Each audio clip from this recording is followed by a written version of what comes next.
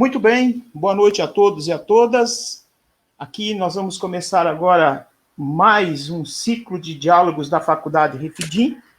Meu nome é Ailton Martins, professor aqui da faculdade, e é um prazer tê-los conosco nesta noite para mais um ciclo aí de diálogo que nós vamos fazer.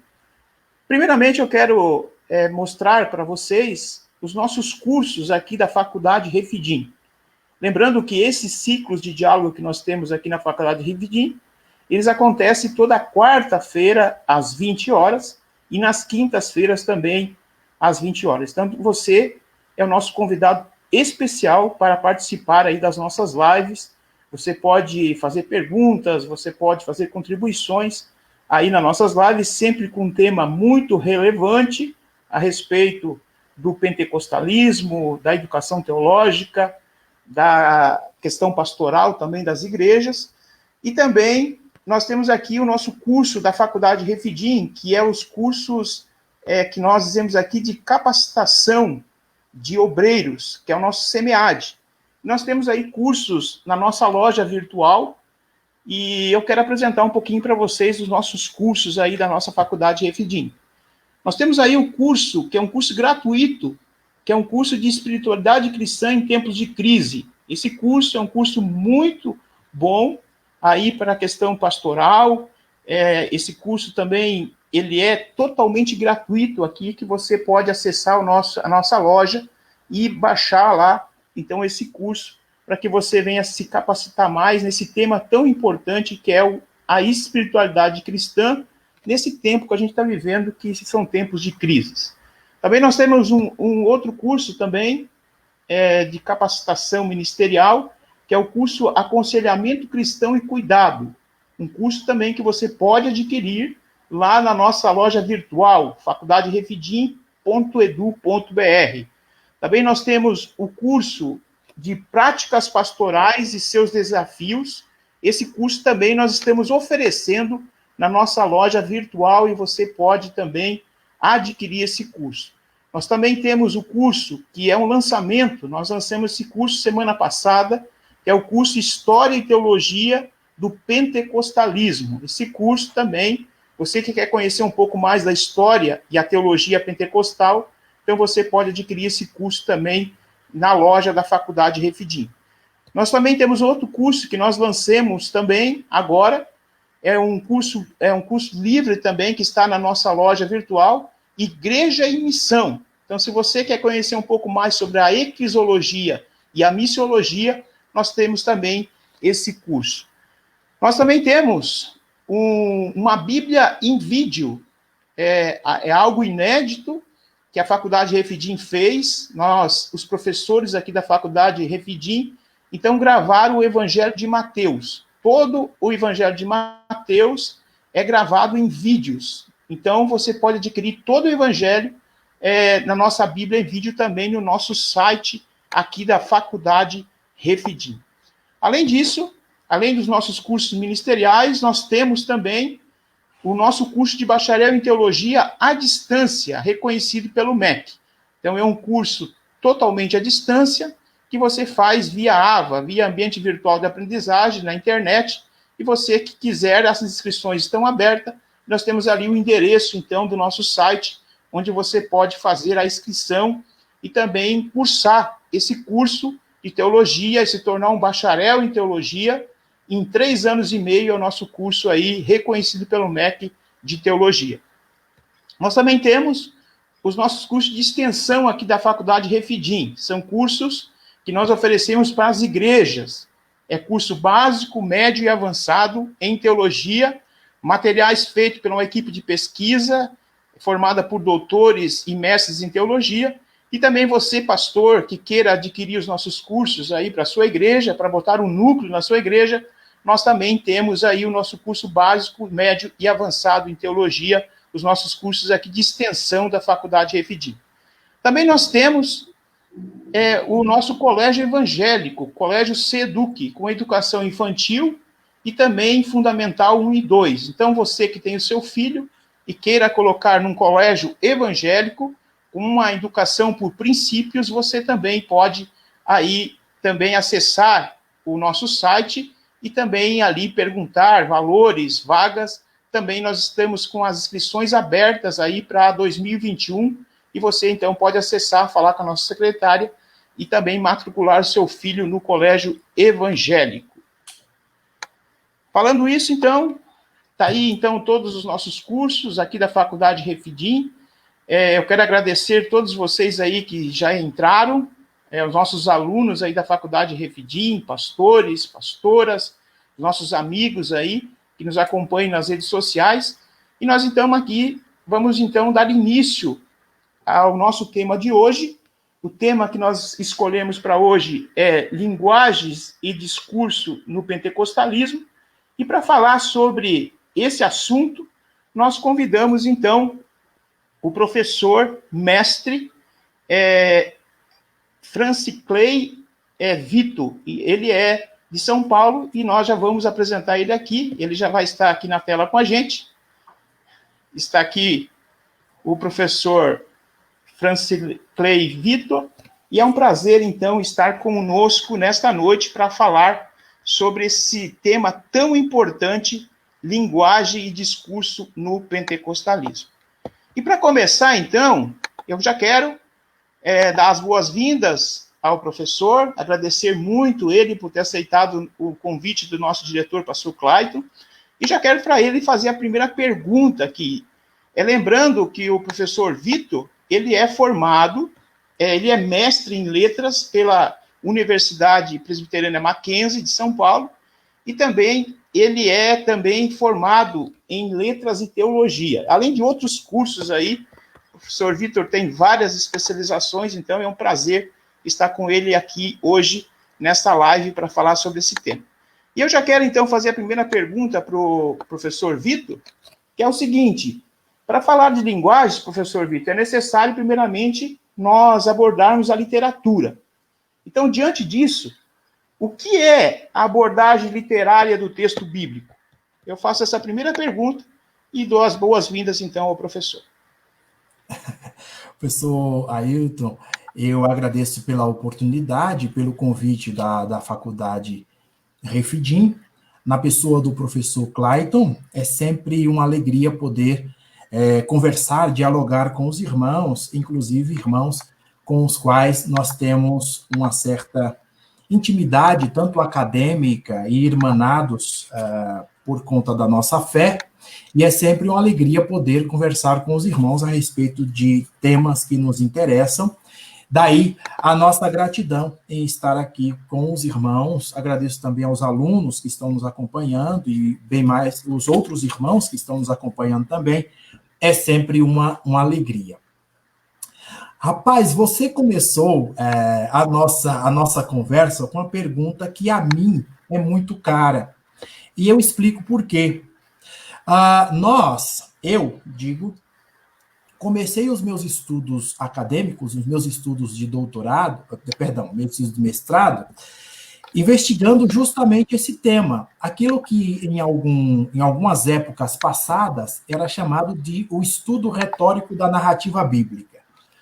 Então, quando eu entrei na faculdade para fazer justamente o meu mestrado, a ideia era estudar exatamente essa tomada da Bíblia e a sua retórica, a sua construção retórica, como os autores bíblicos pensaram o seu discurso, imaginaram o seu discurso e daí operaram para escrever os seus textos. E aí eu fui apresentado por minhas leituras na preparação do mestrado exatamente a esse tema, a Bíblia como literatura. E quando eu fui lá para o mestrado, a minha dissertação de mestrado é justamente a respeito disso. Trata do estudo da Bíblia como literatura. O que seria, então, era a sua pergunta, o que seria, então, tratar a Bíblia como literatura? Todos nós sabemos que no Ocidente a Bíblia sempre teve uma influência muito grande, não é? E no Oriente também, mas no Ocidente ela é considerada um dos textos fundadores da cultura ocidental. Então, olhar a Bíblia sobre vários aspectos sempre foi o trabalho da hermenêutica. A hermenêutica, a arte da interpretação, grosso modo, sempre trabalhou com a ideia de olhar para as escrituras sagradas a partir de vieses diferentes, de tomadas de posição diferentes. Muito bem. E aí, um grupo de teólogos resolveram olhar para a Bíblia de uma forma em que ela não tinha sido vista, ou pelo menos não olhada de modo sistematizado.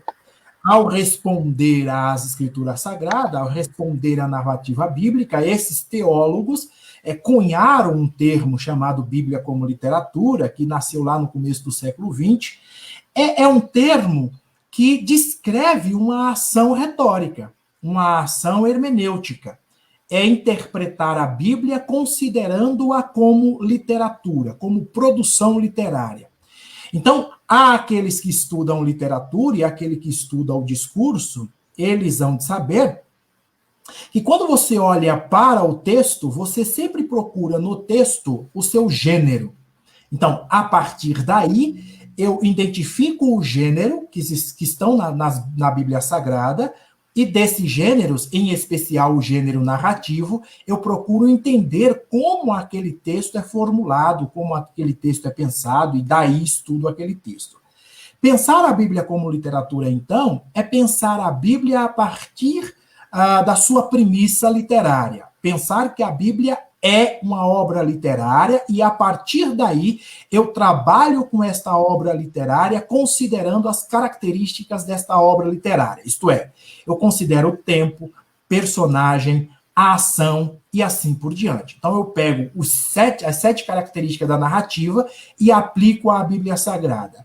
Só à guisa de exemplo, quando eu fui trabalhar no meu mestrado, eu trabalhei exatamente esse tema, a Bíblia como literatura, e eu trabalhei com os diálogos, que é um elemento da narrativa, eu trabalhei com os diálogos no Evangelho de João. Então, a ideia era você olhar para o Evangelho de João. Aliás, o Evangelho de João é um dos livros bíblicos que tem mais produção interpretativa, não é? Hermeneuticamente falando, ele já é muito explorado. Mas, quando a gente olhou para o Evangelho de João, tanto eu como o meu orientador, percebeu-se que naquele evangelho havia poucos estudos com respeito ao diálogo, como os diálogos são mostrados naquele evangelho, como esse artifício literário aparece no Evangelho de João. A partir daí, nós fomos ver quais são os tipos de diálogos que aparecem no Evangelho de João, como esses diálogos acabam sendo um instrumento pelo qual o autor criador nos mostra a Cristo e quais as mensagens que esses diálogos podem nos trazer. Então, olhar a Bíblia como literatura é pegar um desses elementos da narrativa bíblica e estudá-lo, aplicar a narrativa. No meu caso, apliquei a partir dos diálogos, os diálogos no Evangelho de João, e esse foi o tema do meu mestrado. Muito bem.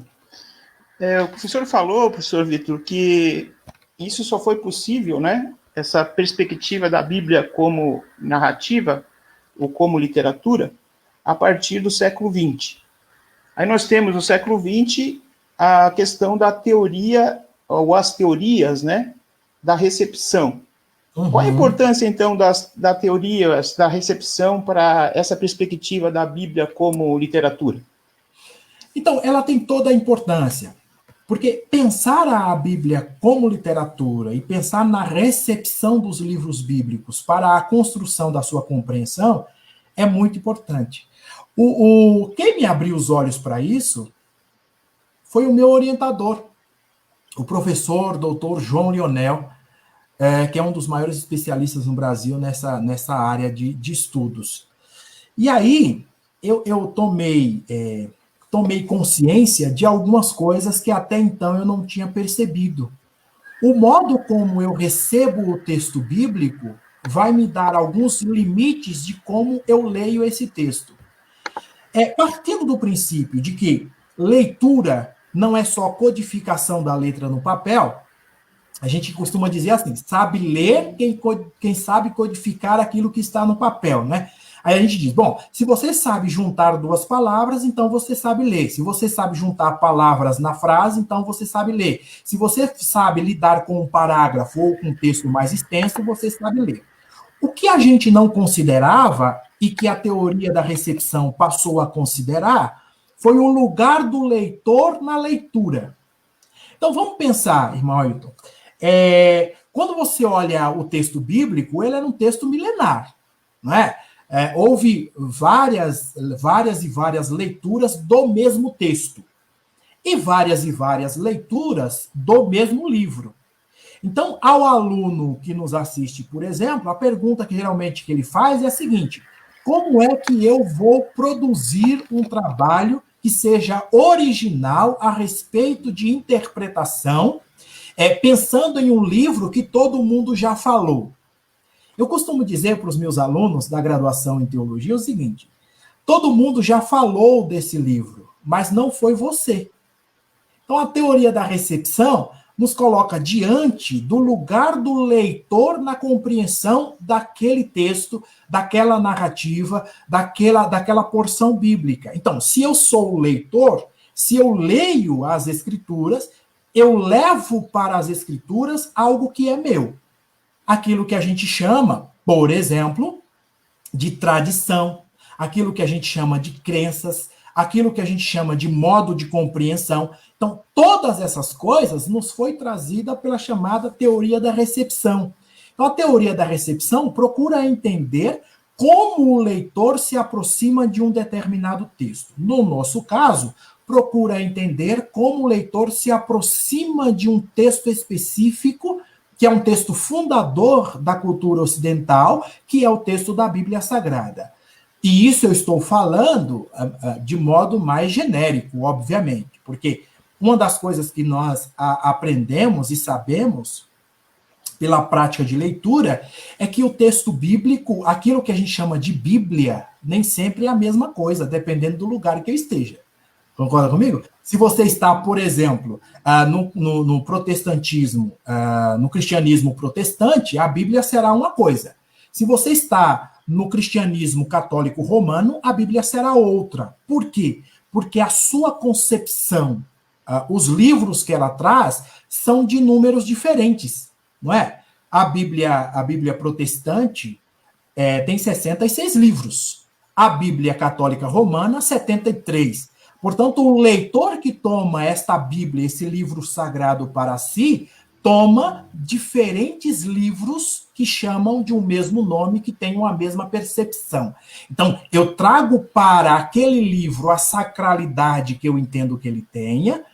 Ao ler aquele livro, eu tomo alguns cuidados, em especial no que diz respeito às minhas preconcepções, às minhas crenças, e aí, quando eu vou para aquele livro e faço a minha leitura dele, eu vou para aquele livro, faço dele as minhas leituras, mas sempre hasteado por minhas crenças, por meus contextos e assim por diante. É isso que nos fez entender a teoria da recepção. Eu posso dar só um exemplo, Sim. Professor Ailton? Uhum. Uma das coisas que, como eu acabei de dizer, eu comecei a pensar essa ideia de Bíblia como literatura lá no mestrado. Mas no mestrado também eu fui movido a olhar para a teoria da recepção. E olhar também para aquilo que a teoria da recepção chama de protocolos de leitura. Ou seja, o modo como cada um lê determinado livro, determinada produção literária. Ao tomar conhecimento dessa teoria e dessa forma de enxergar a Bíblia e os outros livros, eu passei a olhar mais especificamente para uma produção pentecostal. Aí nós chamamos de produção pentecostal todas aquelas produções que giram em torno do pentecostalismo. Então, você tem produção de livros, produção de jornal, produções de hinos, produções de vídeos e assim por diante. Toda esta produção nós chamamos de um arcabouço de produção dentro do pentecostalismo. Dentre estas produções, tem uma que se destaca e que já é estudada na teoria da recepção, que é a Bíblia de Estudo Pentecostal. A Bíblia de Estudo Pentecostal é, ao meu ver, o marco no que diz respeito à editoração pentecostal. Por quê? Porque ela vende como nenhum outro livro vendeu na história do pentecostalismo. Ela vende muito.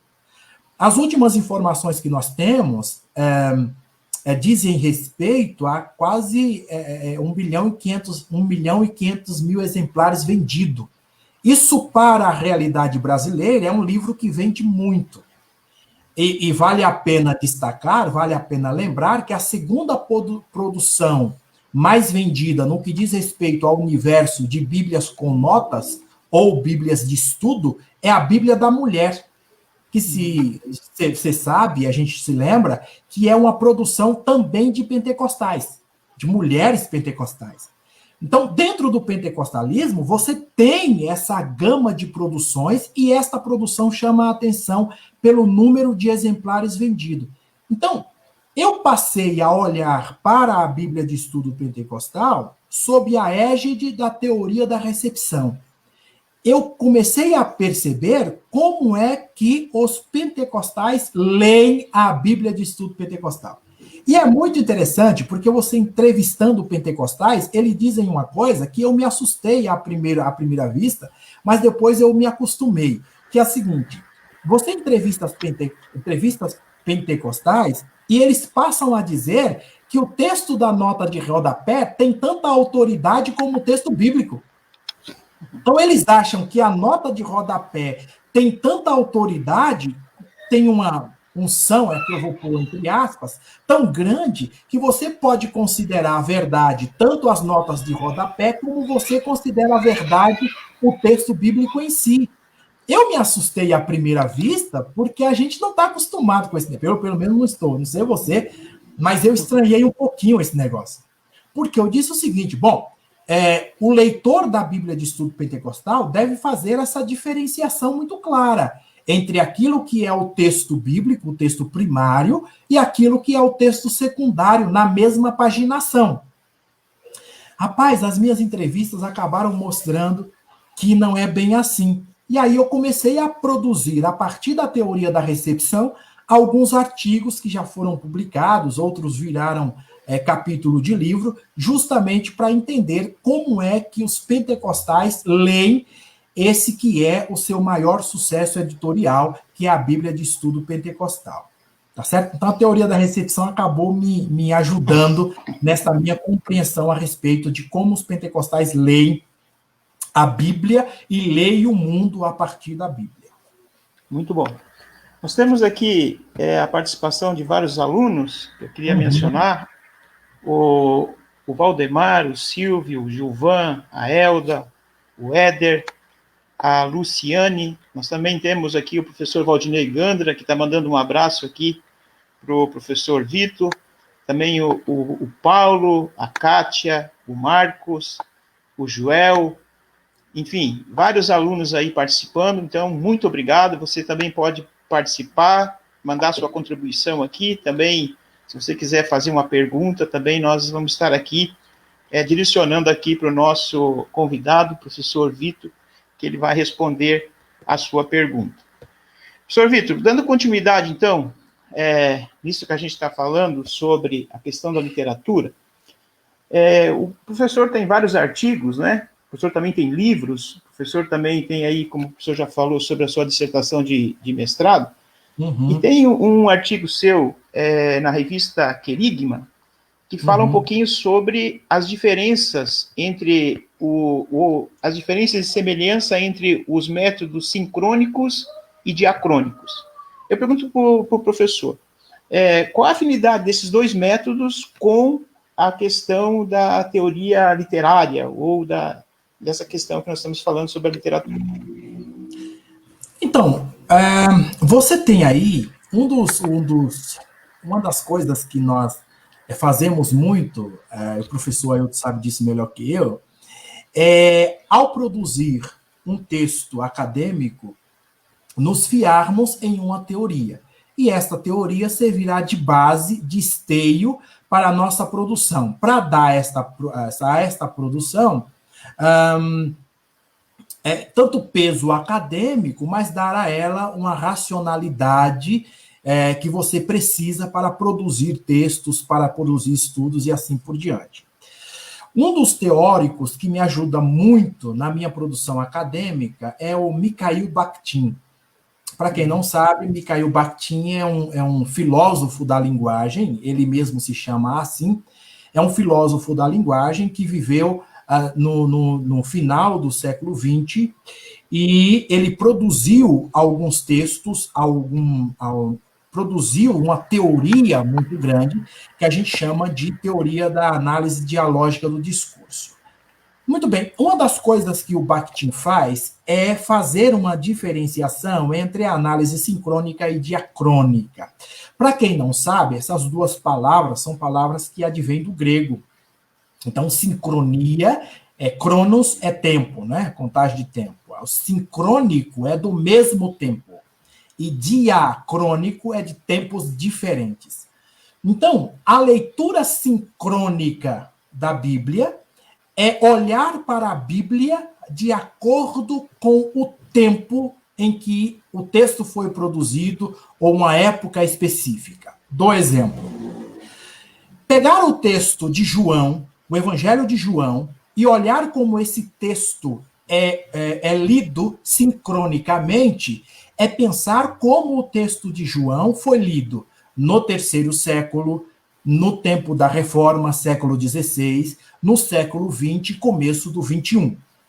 Quando você pega esses grupos específicos de leitura, estuda esses grupos de leitura, você está fazendo uma leitura sincrônica do texto. Então, sincrônica é no mesmo tempo, no mesmo período. Uma das produções muito interessantes na história, na história recente da nossa produção bibliográfica é a Bíblia dos Reformadores. Eu não sei se você já viu falar, mas é uma Bíblia que tem comentários de reformadores. Essa Bíblia é, por natureza, sincrônica. Por quê? Porque ela procura ver como os reformadores liam a Bíblia lá no século XVI. Então, essa leitura é sincrônica porque ela tem um período específico da história, um período específico de tempo para fazer as suas leituras. Já a leitura diacrônica é pensar como aquele texto se apresenta no decorrer do tempo. Então, eu não pego um tempo específico, eu pego tempos diversificados e vou lendo aquele texto no passado tempo. Uma das coisas que se faz também nessa diferenciação entre sincrônico e diacrônico é pensar como o texto é lido só para mim, ou para os leitores do meu tempo. Essa leitura sincrônica que a gente faz é leitura do contemporâneo, né? Como o contemporâneo lê tal coisa. Uma das coisas que eu fiz, professor Ailton, foi olhar como é que o nosso tempo leu o livro de Cantares. Cantares de Salomão, que o senhor conhece. É um livro poético da Bíblia. A poeticidade, por sua própria natureza, traz consigo uma pluralidade de leituras maiores do que a narratividade. Então, você pega um texto narrativo, as possibilidades de leitura são menores.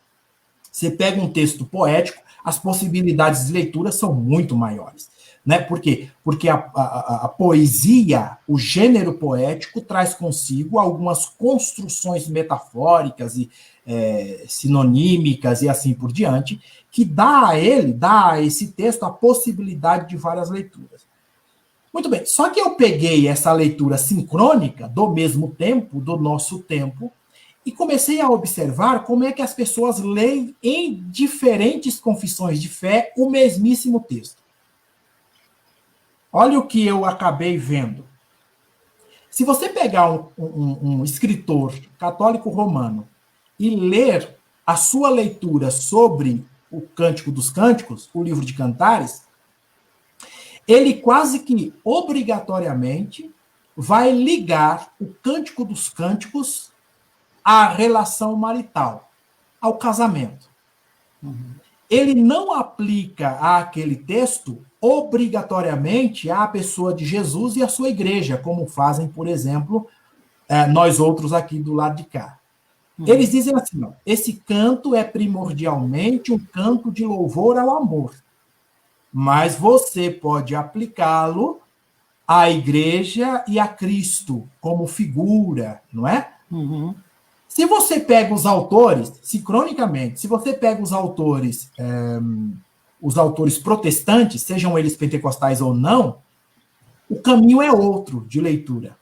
Eles incentivam os seus leitores a enxergar naqueles textos a figura da igreja como a noiva e a figura de Cristo como o noivo. Uhum. Então, você veja que todos eles estão no mesmo tempo cronológico. Uhum. São autores de agora. Mas as leituras que eles fazem correspondem à leitura que é feita em seu ambiente de fé. Não é? Hoje ainda há muita discussão sobre o livro do Cântico dos Cânticos, exatamente por isso. Porque, enquanto que a maioria dos autores que pertencem ao grupo dos protestantes tendem a ler aquele texto como se fosse um hino ao amor de Cristo à igreja, os autores católicos romanos tendem a ler aquele texto como se eles fossem um hino ao amor.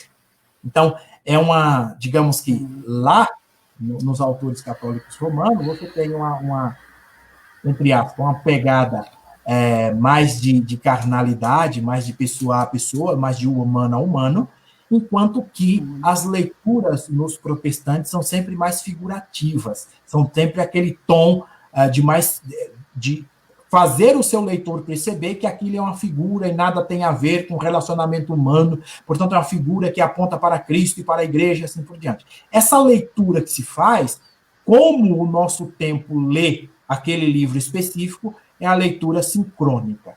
Se eu estender essa leitura a tempos diferentes, a lugares diferentes, você tem uma leitura diacrônica. Essa é a diferença que se faz, né? A gente geralmente faz muita leitura sincrônica, viu? Só não sabe que tem esse nome, mas a gente gosta muito de ver como é que as pessoas do nosso tempo leem o livro bíblico.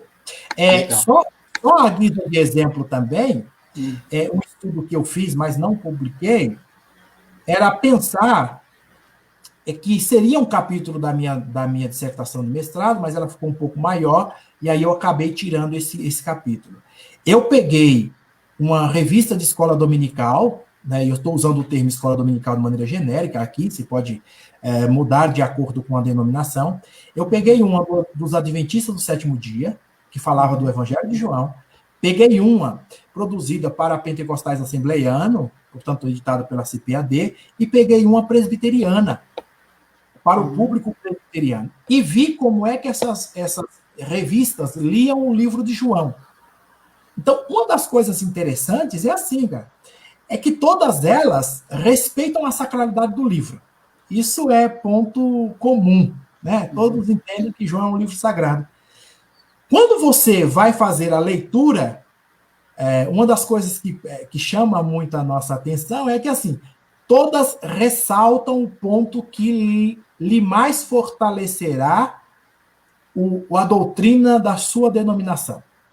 Por exemplo, você pega um presbiteriano, ao ler o Evangelho de João, ressalta nas lições, nos temas, nos títulos da lição e nos textos subsequentes, a ideia da salvação permanente. A ideia de que uma vez salvo, salvo para sempre. Porque João tem muito desses, né? Quando você pega um assembleiano, aí não. A ideia é de salvação. Mas salvação como uma ação dual. Deus fez a parte dele, eu fiz a minha parte, e nós dois nos encontramos, e aí a salvação foi produzida. Então, é muito interessante você fazer essas leituras, como grupos diferentes acabam lendo e entendendo as escrituras sagradas, sempre, ou você faz de forma sincrônica, ou você faz de forma diacrônica, aí depende do modo que você resolveu ler aquele livro, aquela produção, aquele texto, e assim por diante. Legal, professor Vitor. Nós temos dois métodos mais conhecidos para a leitura e interpretação da Bíblia no decorrer da história, né? O método histórico gramatical e o método histórico crítico. E a ênfase principal, então, desses dois métodos é no autor. Já o método que nós temos aí, que é o método narrativo, né? Essa aproximação está fundamentada principalmente no leitor da Bíblia. eu pergunto para o professor, é isso mesmo, professor Victor? Rapaz, isso é uma... A metodologia, por si mesmo, é uma escolha que todo indivíduo faz. Então, quando eu uso o método histórico-crítico ou histórico-gramatical, a predominância do autor, do leitor, já se mostra. Porque só o fato de eu escolher um método para me aproximar de um texto que eu considero como a Bíblia sagrado, já indica que eu estou fazendo uma escolha como um indivíduo responsável, não é? Então, se eu pego o método gramático histórico, gramatical, se eu pego cada um desses métodos, já a minha preeminência aponta-se no lugar da escolha do método. Ninguém escolhe um método forçado por alguém, a menos que ele não saiba, né? Se você não sabe, você não fez escolha. Né? Você pegou um método e aplicou a Bíblia Sagrada, e essa aplicação foi uma aplicação mais ou menos inconsciente, porque você pegou, achou bonito a leitura que aquele cara faz, e você faz também na sua leitura. Só o fato de você fazer a escolha de um método, vale lembrar aqui que métodos é latim, não é? Métodos em latim é caminho. Só o fato de escolher um caminho pelo qual eu leio a Bíblia Sagrada ou leio qualquer outro livro, já pressupõe a ideia de que eu, leitor, tenho preeminência nas leituras que eu faço. Não é? Então, só daí você vê que o leitor é absolutamente importante para a construção de qualquer método interpretativo. No método narrativo, eu tenho a sensação, quando você olha o método, quando você estuda o método a partir daqueles que produziram antes de nós, o Robert Alter, por exemplo, que produz um super livro, Arte da Narrativa Bíblica, quando você olha esses leitores, você tem a sensação, e a sensação que eu tenho é essa também, que você tem uma preeminência muito grande do texto. Por quê? Porque todos os elementos que servirão de base para a minha interpretação estão no texto e só no texto. Essa análise retórica é interessante, que era chamada antigamente de análise retórica, que agora ganhou o nome de Bíblia como literatura, é interessante nesse sentido. Porque todos os elementos que eu posso e quero usar para a minha interpretação estão no próprio texto. Então, o método narrativo, como o próprio nome diz, é o caminho da narrativa. É o caminho fornecido a você pela narrativa. Então, quando você tem diante de você uma narrativa, a própria narrativa dá para você um caminho de leitura.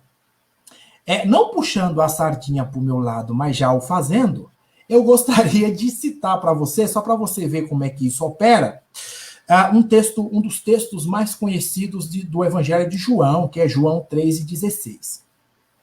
Se você pegar todo o capítulo de João 3, você vai ver que ali o gênero mais usado pelo narrador, não é? O gênero mais usado pelo narrador é justamente o diálogo. É o diálogo entre Jesus e o Nicodemos, não é isso? Só que no próprio capítulo, você vai encontrar lá alguns elementos narrativos secundários. Por exemplo, você tem uma introdução que diz que, de noite, um certo doutor da lei chamado Nicodemos procurou a Jesus e blá, blá, blá, e aí começa o diálogo. Então, você tem essa introdução, que você pode analisar a partir da narrativa que lhe foi proposta pelo próprio narrador. Você tem o diálogo em si, que você pode usar como elemento de análise, mas você pode analisar também as reflexões do narrador dentro da narrativa. Então, tem um momento que alguém fala e você não sabe bem quem é. É a voz do narrador na narrativa. Por exemplo, o capítulo 3, quando pega lá, a partir do versículo 15, vai dizer que o Filho do Homem tem que ser levantado para que todo aquele que olhe para ele, como houve a serpente no deserto, seja salvo. Aí, você parece que tem um aforismo do narrador dizendo assim, porque Deus amou o mundo de tal maneira que deu seu Filho unigênito para que todo aquele que nele crê não pereça, mas tenha a vida eterna. Se você analisa o texto, tem-se a sensação de que a voz que está falando e dando essa explicação não é a voz do Cristo, não é a voz de Jesus. Porque esse texto destona absolutamente de todo o diálogo que está acima. Então a gente pensa que João estava contando essa história e ele mesmo fez uma análise para si, de si e para si, e escreveu: isto aconteceu porque Deus amou o mundo de tal maneira. Ele coloca o seu aforismo, o aforismo dele, o narrador, dentro da narrativa. Então, no método narrativo, todos os elementos dos quais você precisa para fazer a sua análise é fornecido a você pela própria narrativa. Então, diferente de outros métodos, na minha opinião, né?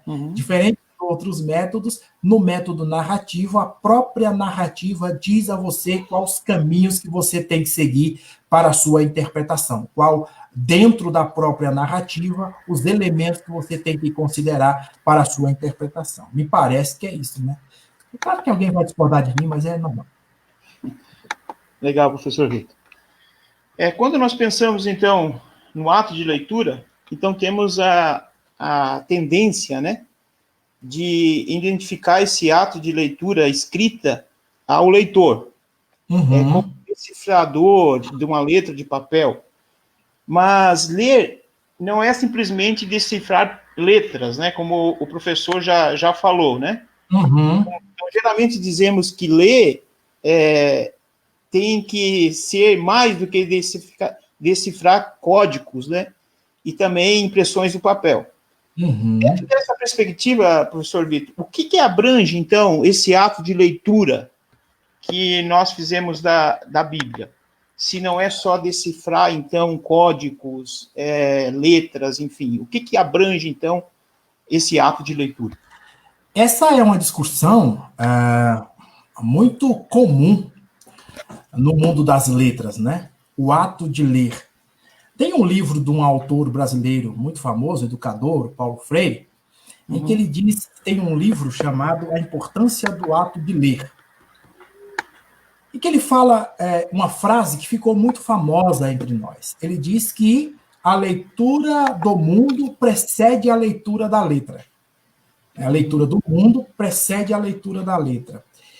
O que, na verdade, o Paulo Freire está dizendo para nós, o que ele está fazendo sendo uma expressão de um movimento que está acontecendo há muito tempo, que é o movimento de pensar o que é ler, o que é o ato de ler. Eu fiz uma matéria lá no meu mestrado com a professora Marisa Lajolo, e ela dizia uma coisa que eu achava muito interessante. Ela disse que, se há algum tempo atrás nós sabíamos muito bem o que era ler, hoje em dia, para pensar o que é ler, traz consigo alguma dificuldade. Porque, vamos pensar, o verbo ler é aplicado hoje a muitas coisas. Por exemplo, eu posso ler os seus sentimentos através da expressão do seu rosto. A gente diz que isso é ler. Eu posso ler o mundo a partir das notícias de jornal.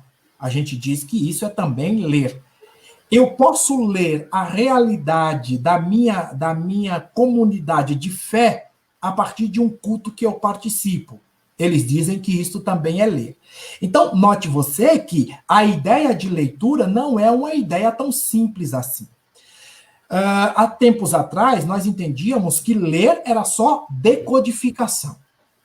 Né? Decodificar é ler. Então, o que é ler? Se nós pegarmos esse termo e aplicarmos à Bíblia, diziam o seguinte, se você sabe ler o que está escrito, você sabe ler. Mas aí, houve a intromissão de um outro verbo, o verbo entender. Os irmãos, ou a pessoa que lia a Bíblia, dizia assim, eu estou lendo, mas não estou entendendo nada. Bom, ele está lendo a letra no papel. ele não está entendendo o sentido da letra no papel. Foi aí que nós começamos a pensar, ou que os autores começaram a pensar, na ideia de que ler não é só decifrar letras. Ler é fazer junções de realidades.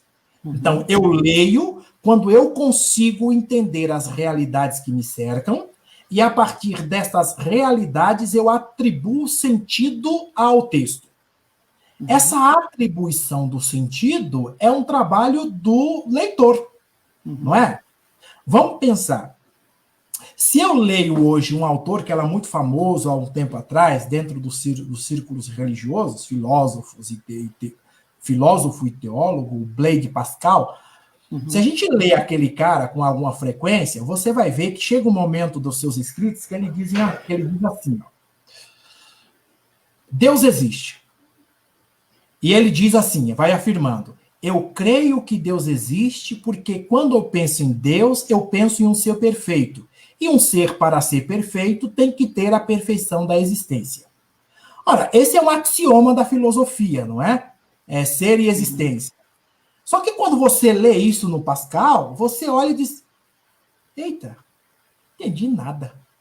Então, você leu, você decifrou a letra no papel, você não consegue atribuir sentido a isso. Por quê? Porque lhe falta os pressupostos da filosofia que lidam com a ideia de que existência é ser e ser no mundo e ter características e assim por diante. Portanto, nós dizemos hoje que lê bem quem consegue atribuir sentido ao texto. E este sentido não pode escapar da intenção do próprio texto. Então, se eu olho para um texto e atribuo sentido a ele, e se esse sentido escapa da intenção do próprio texto, a minha leitura é ruim. A gente tem um nome para isso no contexto evangélico, não é? Ou no contexto protestante. A gente diz que o texto que não coaduna com o sentido pretendido, a leitura que não coaduna com o sentido pretendido pelo texto, nós chamamos de heresia. Ou não é assim? Heresia. A gente diz, essa leitura não é boa, essa leitura não é ortodoxa, essa leitura não é indicativo de doutrina, então ela não pode ser feita.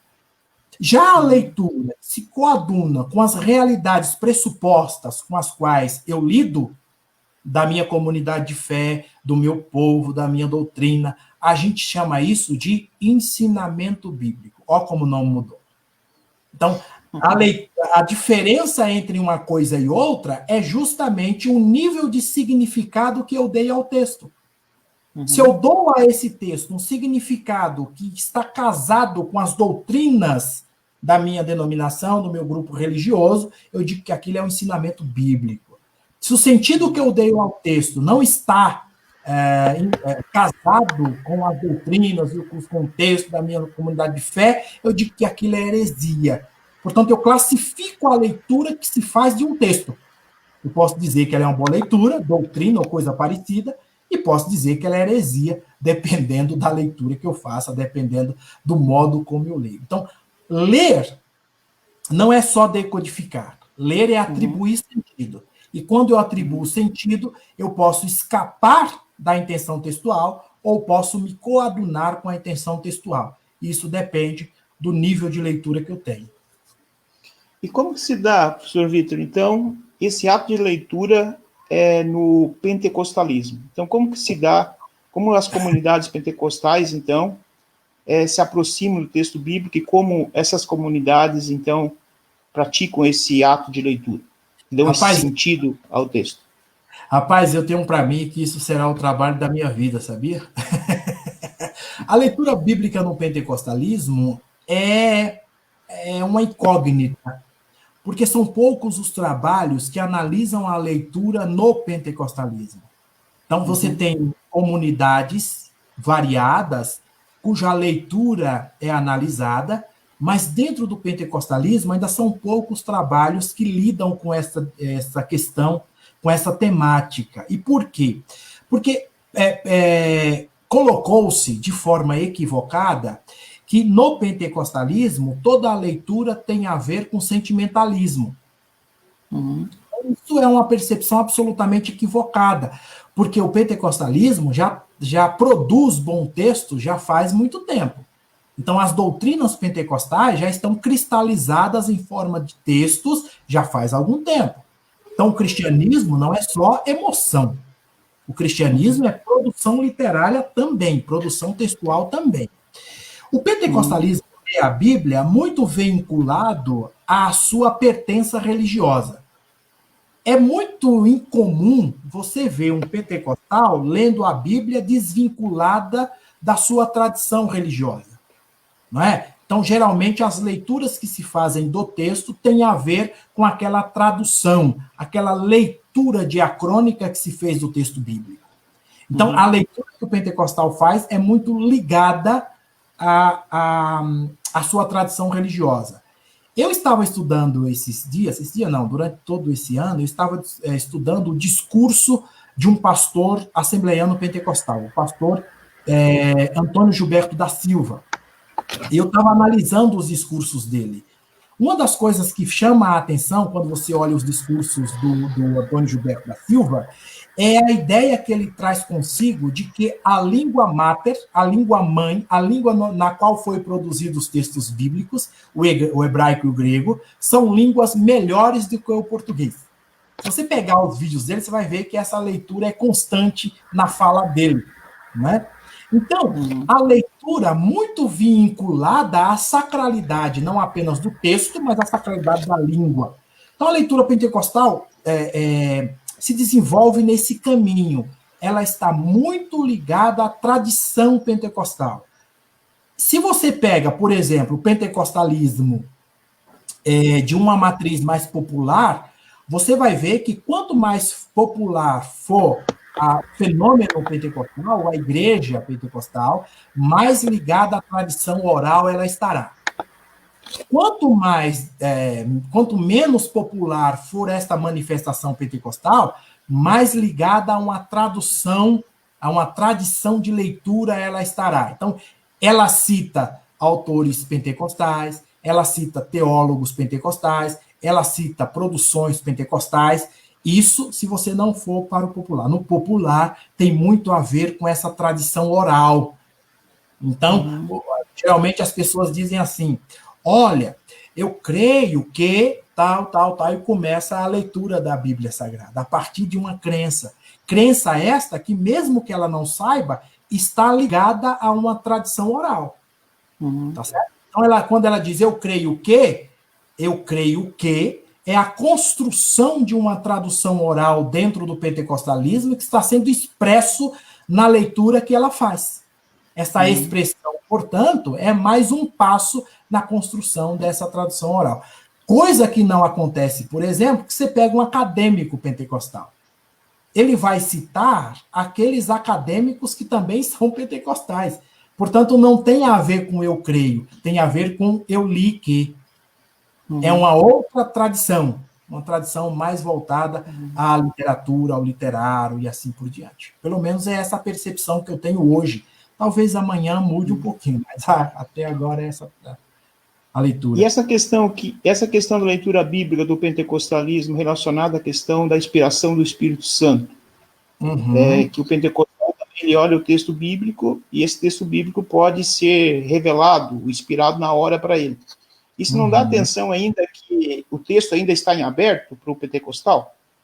Diferente da tradição que o texto já está fechado, está canalizado, no caso? Então, essa expressão de um texto aberto é a expressão de Humberto Eco, não é? A obra aberta, que é um clássico dele, e que foi operado aqui no Brasil pela professora Malanga, que escreveu uma tese de doutorado ali na Universidade de São Paulo, a USP, estudando exatamente essa ideia do texto aberto aplicado ao Antigo Testamento. Uma das coisas a Bíblia hebraica. Uma das coisas que se diz muito hoje, professor Elton, é o seguinte: o texto é aberto. O texto é aberto, mas não permite todas as leituras. Então, o próprio texto é o limitador da leitura. Né? Porque você tem um texto, você tem um contexto, você tem a tradição, você tem a crença pessoal, todos esses elementos vão se juntar para que você atribua sentido ao texto. O pentecostalismo, quando lida com a ideia de texto aberto, ainda que ele não saiba que está lidando com essa ideia, quando ele atribui sentido ao texto, ele atribui sentido aos textos, mas ele atribui sentido ao texto que está muito ligado à tradição, como eu disse. Porque, veja, ele diz muita coisa a respeito do texto que ele pensa que é nova. Em especial, o pentecostalismo que se manifesta de forma mais oral, não é? Ele pensa que aquela impressão é nova. Aquela impressão é inédita, né? Mas quando você olha o que se diz, e não as expressões que estão antes daquilo que se diz, né? Porque o expressionismo, nesse sentido de expressão que vem antes do sentido, esse expressionismo no pentecostal é muito forte, né? Que é acompanhado de gestos, que é acompanhado de grunhidos. Se você vai a uma igreja pentecostal, você sabe disso. As pessoas dizem muito Então você não sabe muito bem o que é, mas sabe que alguma coisa está acontecendo. Então, todo esse contexto acaba dando ao sentido daquela pessoa algo de espiritualidade. Então, quando a pessoa começa a se expressar desse jeito, você olha e diz, tá vendo? É Deus que está usando. E aí, a interpretação que ela dá, o sentido que ela dá ao texto, nem sempre é novo. Mas as sensações produzidas, muitas vezes, são novas nela e no seu ouvinte. Daí, por pensar que o texto é sempre muito aberto, mas não é sempre muito aberto, não. As leituras que se faz, em especial em cultos pentecostais, tem a ver muito com a tradição oral do pentecostalismo. É óbvio que tem alguns que fazem leituras extremadas, mas essas leituras são logo abandonadas pela comunidade de fé, porque a própria tradição diz que essas leituras não podem ser feitas. Então, a força da tradição acaba anulando a força do sentido daquela interpretação, daquele indivíduo, daquela pessoa e tal.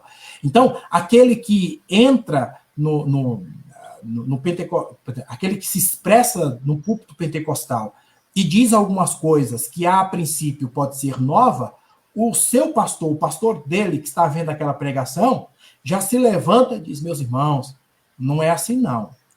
Porque aquilo que até então era novo, descolou-se da tradição, e aí você tem um representante dessa tradição que acaba fazendo com que aquela leitura não seja aceita como uma leitura, entre aspas, de Deus. E aí aquela leitura é rechachada como uma ruim leitura, uma má leitura, ou até como heresia, como a gente acabou de dizer. O professor falou aí sobre a questão da oralidade no pentecostalismo. Toda a produção de texto, né, em tese, ela se vem a partir, primeiro, de uma oralidade. Né? O texto primeiro é oral, depois ele é escrito. Quais as particularidades, então, dessa oralidade pentecostal? Tem alguma diferença da oralidade? O que é essa oralidade, de fato, pentecostal para o texto bíblico? Olha, isso fica muito claro se a gente analisa um gênero específico dentro do pentecostalismo, que é o sermão. O sermão é uma figura interessantíssima de como a oralidade influencia a forma de crença pentecostal. Que é assim, se você na comunidade de fé pentecostal encontrar um sermão e um pregador que esteja lendo o seu sermão, ele vai ser tido como um pregador pouco espiritual.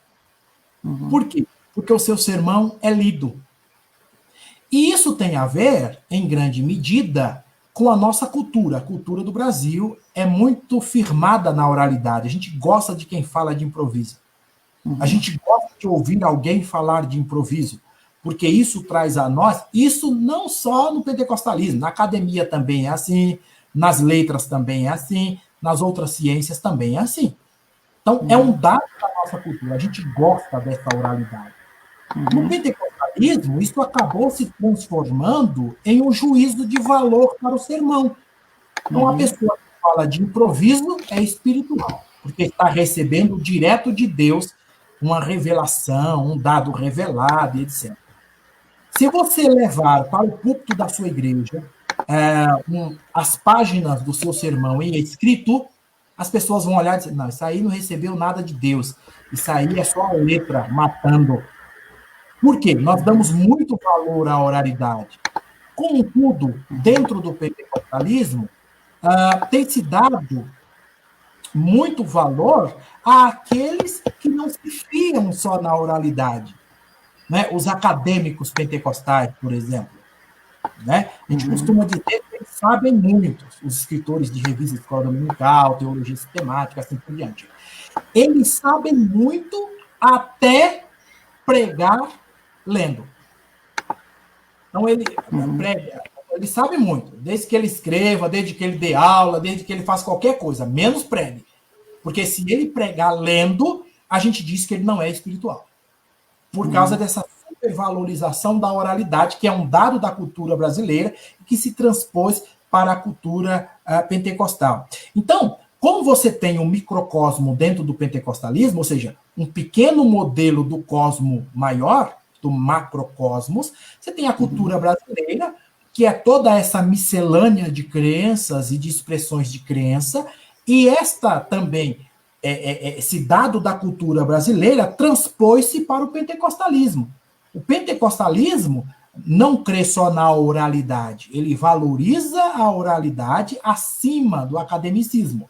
Mas, contudo, todavia, se você for escrever ou dar aula, é bom que você saiba muito de teologia pentecostal. Se você for pregar, não importa o quanto você saiba de teologia pentecostal, se você for ler o seu sermão, você é um péssimo pregador, porque eles entendem que o sermão lido não é inspirado por Deus. Percebe? Coisa que não é do mesmo modo se você pega, por exemplo, o público presbiteriano ou metodista das igrejas históricas tradicionais.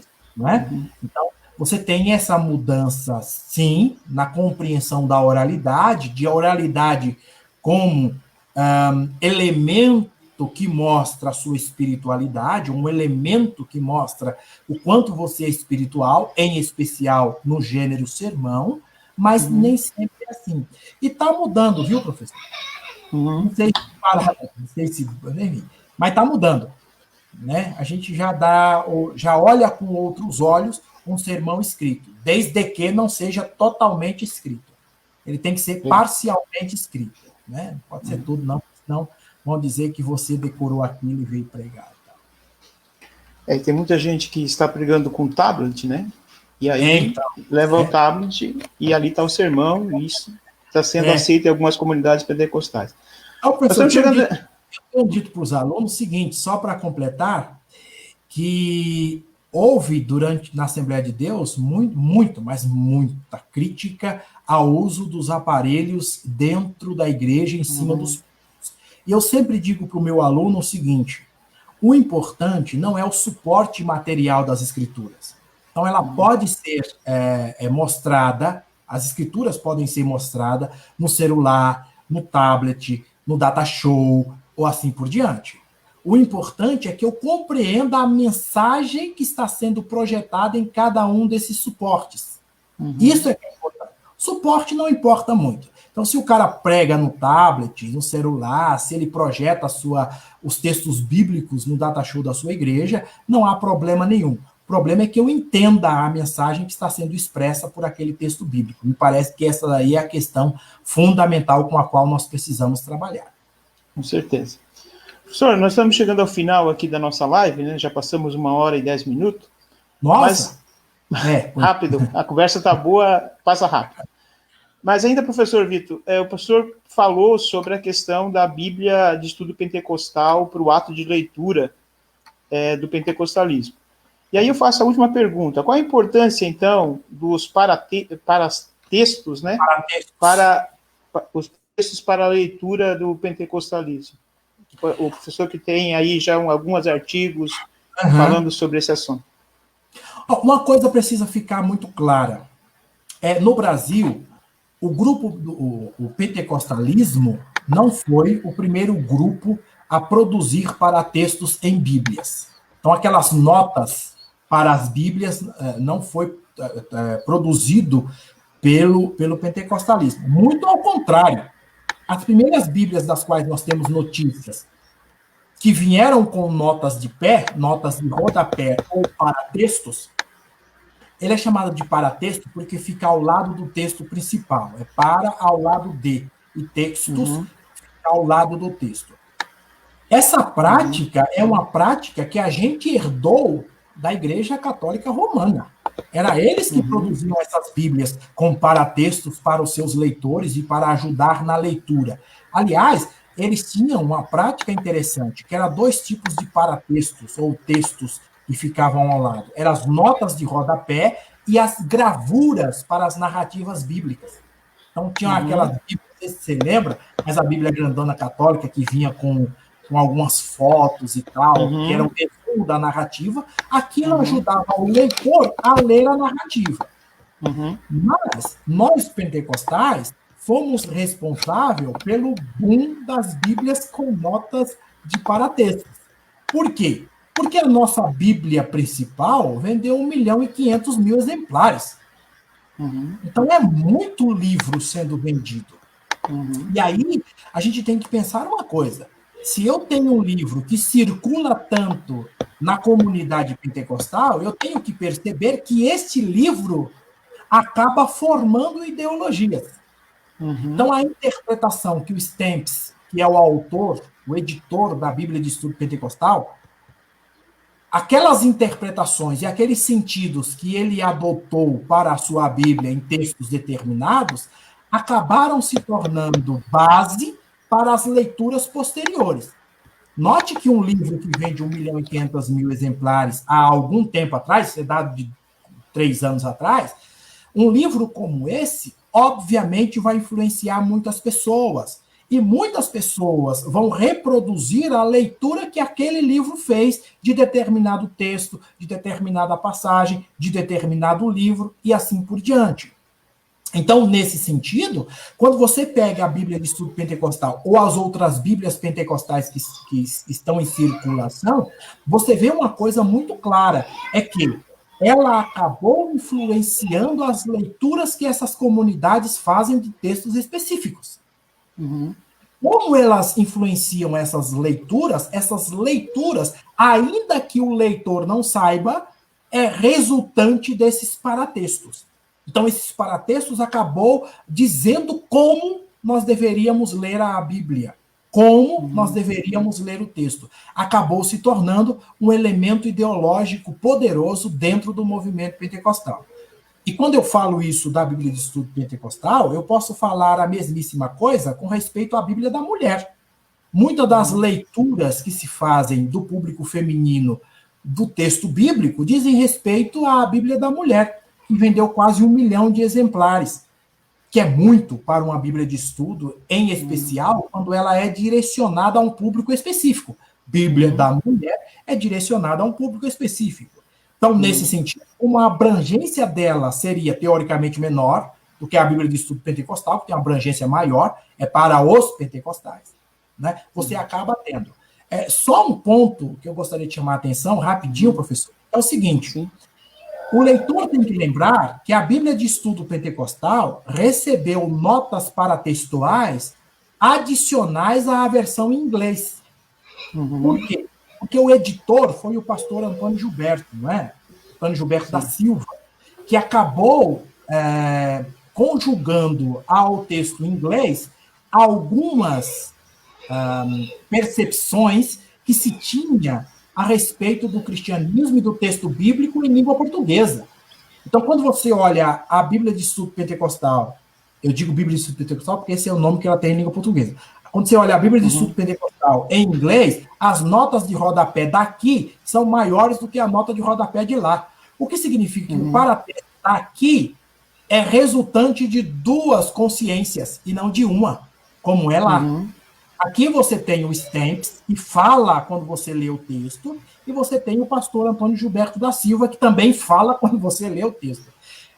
Raramente eles não se combinam. Você pega um texto assim, e você vê que, como os textos são de autores diferentes, um tem que remendar o que o outro disse, dizendo assim, ó, não é bem assim, não. tem algumas coisas aqui que você precisa perceber. Por quê? Porque você tem duas mentes lendo o texto como se fosse uma. São duas ideologias, dois mundos diferentes, um que é o mundo do missionário, do cara que veio ao Brasil, mas é missionário por natureza, nasceu em outro país, que é o Stamps, e outra é do pastor Antônio Gilberto, nasceu aqui, ficou aqui, se formou em outro lugar, mas ficou aqui, sabe bem como é o pentecostalismo brasileiro e tal. Então você tem aí essas nuances que o leitor, ao ler a Bíblia de Estudo Pentecostal, tem que perceber. Se ele não perceber, ele está fadado a fazer uma má leitura daquele instrumento que ele tem em mãos. Um excelente instrumento para a doutrina pentecostal. Contudo, desde que eu tenha consciência de que eu estou lendo os sentidos atribuídos ao texto de um autor outro que não sou eu. No nosso caso, na Bíblia Pentecostal, tem 2 autores. No caso da Bíblia para Mulheres, tem 12 autores, 12 autoras diferentes, o que é uma miscelânea de ideologias e que o leitor precisa ficar atento. Muito bem, professor Vitor. Ainda nós vamos fazer 2 coisas antes de nós encerrarmos aqui, a hora já passou. A primeira coisa que eu quero fazer, professor, é que o professor faça uma indicação de leitura sobre esse tema que o professor aí tão bem explanou. Para um aluno nosso de teologia, para um pastor, enfim, para um irmão da igreja que queira introduzir esse tema, já começar as primeiras leituras desse tema. Quais as obras aí que o pastor indica, ou a obra que o pastor indica para o iniciante a esse tema aí sobre literatura e Bíblia, literatura e teologia, enfim? Olha, 2 obras que me parece que são fundamentais para você pensar em retórica narrativa ou a Bíblia como literatura. Se você quer pensar a Bíblia como literatura, você tem que ler o livro A Arte da Narrativa Bíblica, do Robert Alton, que é um autor canadense, que esteve no Brasil algumas vezes, na Universidade de São Paulo, mas escreveu essa obra que é da década de 80 do século passado, mas faz muito sentido para nós hoje. O segundo livro, se você quer pensar a teoria da recepção, é o livro do meu orientador, o pastor e professor João Leonel. João Leonel escreveu um livro que eu acho muito interessante, Leituras Protestantes, em que ele faz exatamente um miscelâneo de como é que se lê, o que é ler, o que é a teoria da recepção, o que é... Enfim, ele faz um excelente trabalho introdutório a esta área do conhecimento, que é a teoria da recepção. Então, me parece que, dependendo da área com a qual você queira operar, esses 2 livros faz muito bem. Qual é o nome do livro do pastor, do comentário? Leonel. Qual é o nome do livro? Leituras. Já vou colocar aqui para os alunos. Para os alunos. Ele é da editora Mackenzie. Foi relançado agora a sua 2ª edição pela editora Mackenzie. Eu acho que, se eu não me engano, é esse o título. É um livro muito bom, que serve como introdução à teoria da recepção. Acho que esse livro é muito bom, é fundamental para esse tipo de leitura, para quem quer estudar um pouco mais essa questão. Professor, ainda nós temos algumas participações aqui de nossos alunos. O Maxwell Fajardo manda um abraço para o professor. Querido pastor Maxwell Fajardo, grande estudioso das Assembleias de Deus. É claro e evidente que eu não chego aos pés da sua sumidade, mas eu estou tentando, meu. Também nós temos aí o Silvio, ele faz uma pergunta, está relacionada à questão da Bíblia Pentecostal. A Bíblia de Estudo Genebra é a mesma coisa? O que dizer sobre isso? A Bíblia de Estudo Genebra, eu acho que tem paratextos também, mas aí é mais de uma linha calvinista, né? Seria isso? Então, a dinâmica de construção da Bíblia é a mesma. Introdução do livro, nota de rodapé, textos explicativos, textos descritivos e assim por diante. Então, a dinâmica é a mesma. Mas a ideologia que dá sentido à Bíblia é outra. Porque a Bíblia de Estudo Pentecostal é formatada para um público pentecostal. A Genebra, não à toa ela tem esse nome, não é porque a primeira Bíblia lá é comentada por Calvino, ganhou o nome de Bíblia de Genebra, ela é para um público histórico, protestante tradicional, né? Os presbiterianos em especial. Então, A dinâmica é a mesma. A ideologia que rege uma e outra são diferentes, porque elas são produzidas para o público diferente. Isso é o que a gente chama de produção para leitor, né? Você produz algo que seja adequado para o leitor a que essa produção se destina. Então, tem essa diferença. Nós temos algumas participações aqui também. O Ricardo, ele fez várias contribuições. Eu vou ler rapidinho. Ler a partir das intenções do leitor, não a partir da intenção do texto. Leitura etimológica. É o que o professor já estava falando, ele está só complementando aqui nas contribuições. Nós também temos aqui a participação... Professor, só um ponto. Sim, pode falar. A leitura etimológica é um outro método de leitura, que pressupõe a origem do texto, ler o texto original.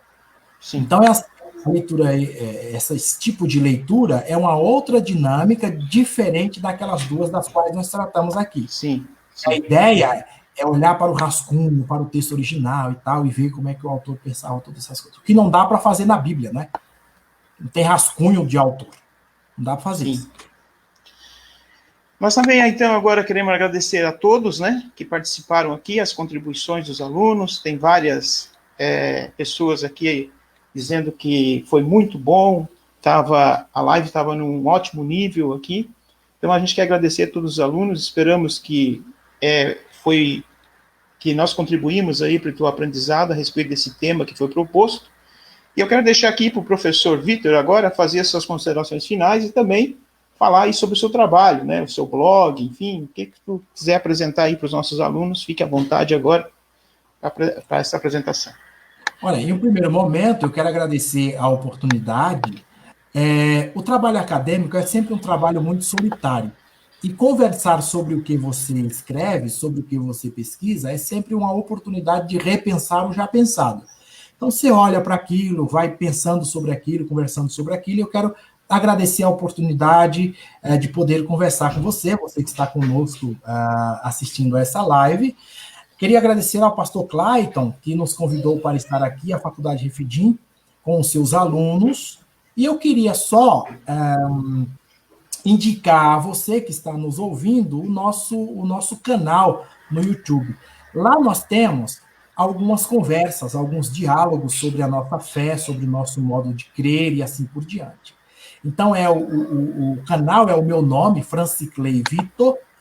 Você pode acessar no YouTube, olhar os vídeos que tem lá. Nós temos alguns vídeos lá já, e nós sempre tratamos de temas do contemporâneo e tal, e eu acho que vale a pena dar uma olhada. Se você quiser e puder, vá lá em nosso canal, se inscreva no canal e acompanhe as nossas postagens, que certamente nós ajudaremos, ou tentaremos ajudar você na sua fé e na sua compreensão do mundo. Ok, professor Vitor, aqui está então o canal já, o nome certinho do professor, Franciclay Vitor. Esse é o canal então do professor, eu já acompanhei lá, também já me inscrevi, já dei um like lá, muito bom, vi algumas lives do professor lá, também acompanhei alguns textos, também fiz a leitura lá da sua dissertação também, muito boa dissertação. Quero parabenizá-lo por essa dissertação, muito boa mesmo. E a gente só tem a agradecer, então, ao professor, né? E já pensando em outras oportunidades aí que ficaram abertas aí para o professor também vir, também para dialogar mais sobre esses assuntos tão importantes aí para a teologia pentecostal. Então, nós queremos terminar falando para vocês as próximas lives que nós vamos ter. Então, na próxima quarta-feira, dia 23, nós teremos aqui, então, experiências pastorais e evangelismos em tempos difíceis, com o professor Elias Mandi, aqui da Faculdade Refidim, e o pastor também das Assembleias de Deus, aqui do nosso campo, o pastor Alexander Silva. Então, eles vão estar aqui na quarta-feira que vem, fazendo essa live, então, sobre esse tema específico, experiências pastorais e evangelismo. Também nós vamos ter também, no dia 24, na próxima quinta-feira, nesse mesmo horário, às 20 horas também, teremos aqui História dos Pentecostalismos. O professor, então, Maxwell Fajardo, como a gente já disse, e também o professor Mário Sérgio Santana.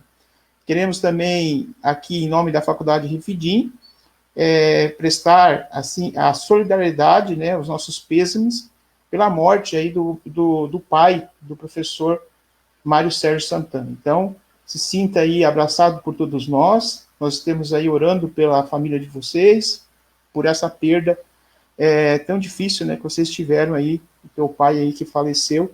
Então, nossos sentimentos aí de toda a faculdade Refidim, de todos os professores, pastor Clyde, enfim, toda a diretoria, nós estamos dando, então, essa nota aí, estamos juntos aí com o professor Mário Sérgio, nessa hora tão difícil.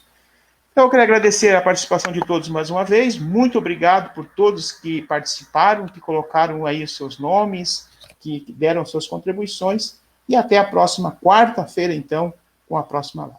Muito obrigado, e Deus abençoe a todos e a todas.